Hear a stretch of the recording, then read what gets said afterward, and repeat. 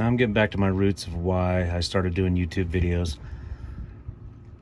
Looking for a simple video to show how to change out a starter, just to make sure I get it all right. I always like to check. It's supposedly simple, right? You got the power from the battery, you got the switch to the solenoid. It should be just those two wires. But looking around on YouTube, I'm not finding anything that gives me a good, clear show of what I want to do. I'm wondering if I can even get this phone camera up in there. Obviously, I'm not using a stock starter. Can you see the beginnings of that sticker right there? It's a Power Master.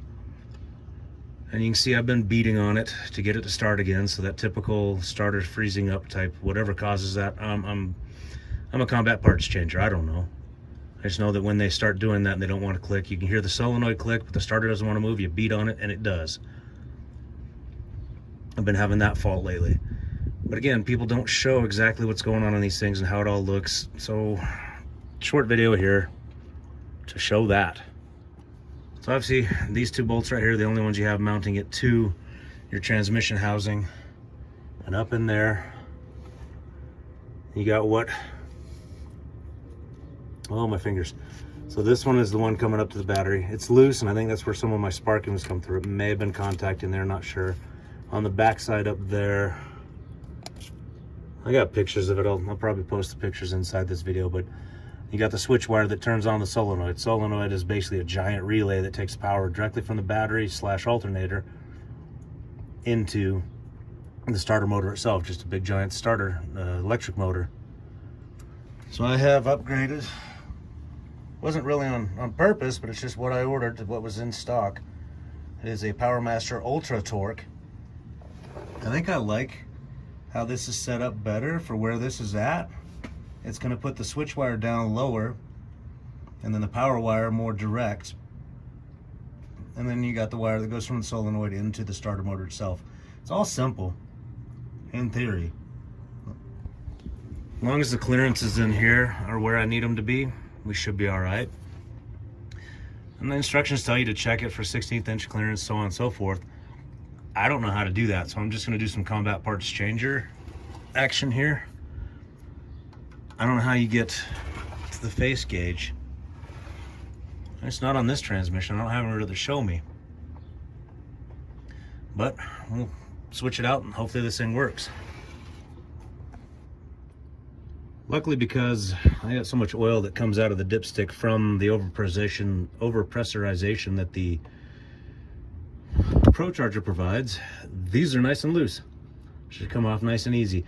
I'm hoping, I don't know, maybe I should try to take those off first, because I got plenty of clearance in here. This Ultra Torque one's going to be bigger. My only concern is manifold right here. All this heat wrap stuff that the factory put on here, is it still intact? It seems to be coming out a lot for a lot of the wiring. Now here you got a metal tube heat shield that goes up and past the manifold to get it up to the top of the engine. And what's coming down there is the trigger wire for the starter, and then whatever this sensor is, crank position sensor, what is that? I don't even know. I don't know what all these sensors are. Totally guessing. But yeah, I think maybe I will. I'll try taking these off. I think everything here seems to be metric. So I'll see if Power Master uses the same on the new one as the old one, and I should be able to easily get it off. All right, got those bolts down easy enough. That solenoid's hold on with just a Phillips screw thing. The new one comes with a new end, and I may very well use that because this one looks kind of cracked up a little bit. A little worried about the wire too. There's so much heat here. We'll see what I figured out. There's the battery cable. A little bit worse for wear, but hopefully it transmits enough power. One of the things I'm noticing, these two sets would be used by the factory style ones. As aftermarket ones are using these two holes. Well, there's your flywheel. Get you the flywheel engagement.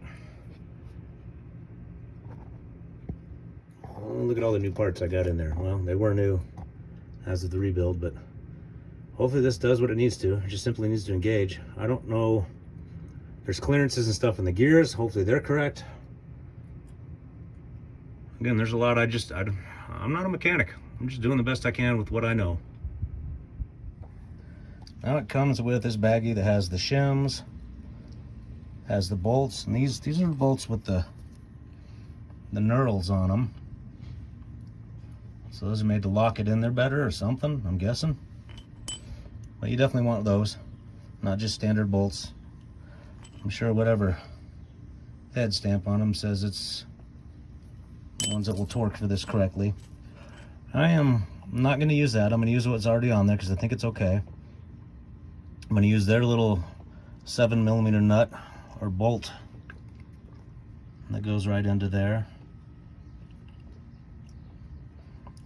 And I'm just going to put her back together and hopefully it works. And that's that. Got her in. Seems to fit decently enough. It's a bigger unit than the other one. I'm trying to keep all of this wiring at least an inch away from that exhaust manifold. Again, I'm worried about all this original stuff from the factory. The heat shield. I may need to go get some more. But that's the way it looks up in there. Make sure there's nothing touching. I'm actually kind of looking on the camera as much as you guys are. It's hard to see all this kind of stuff, but there's a better look. There's a better look than anything I found on the internet last night. And again, starter motor should be easy. On this truck, because I have the solid axle swap, it's way easier to get to than if I had all the IFS junk in the way. But even then, looking at the IFS ones, it's not that bad. It's just easier now that I only have one axle tube and not a whole bunch of other bracketry and everything else up in here. So hopefully this one will last me for a while. It does make me wonder, the factory one has a whole freaking heat shield that goes on with it. I don't have any of that here. Do I want or do I need to get some heat shielding for this? Don't know. The other thing too is I don't know when I put the other one on this motor. 4 or 5 years ago at most, maybe more, I don't know. I don't have records of when I bought it, which means I probably had the shop do it. But I tend to, instead of the reman ones, which are about probably half the cost of this, I tend to go with these because I like Power Masters products. I use their alternators, I use their starters. Their stuff has always treated me pretty well. So this should be in here another 4 or 5 years until it decides it's done. And it might be because, you know, you're right here next to all the exhaust. It's all right here. But yeah, if you're looking for a better view on how these starters work and how they're going in there, this is it. Appreciate you watching. Catch you on the next one.